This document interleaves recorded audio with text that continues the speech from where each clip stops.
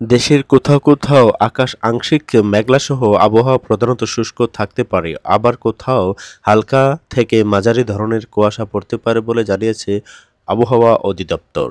শুক্রবার ২২ নভেম্বর সন্ধ্যা ৬টা পর্যন্ত দেওয়া আবহাওয়া পূর্বাভাসে এসব তথ্য জানানো হয়েছে।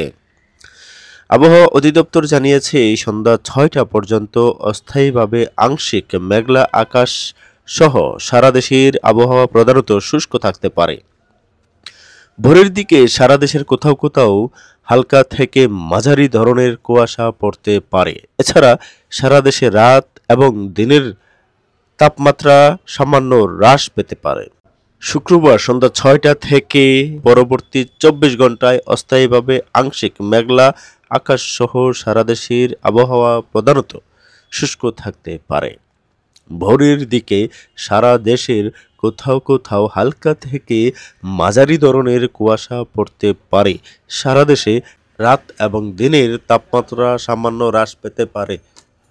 আবহাওয়াবিদ মনোয়ার হোসেন জানিয়েছেন, মৌসুমের স্বাভাবিক লঘুচাপ দক্ষিণ বঙ্গোপসাগরে অবস্থান করছে, পাশাপাশি এর বর্ধিতাংশ উত্তর বঙ্গোপসাগর পর্যন্ত বিস্তৃত রয়েছে।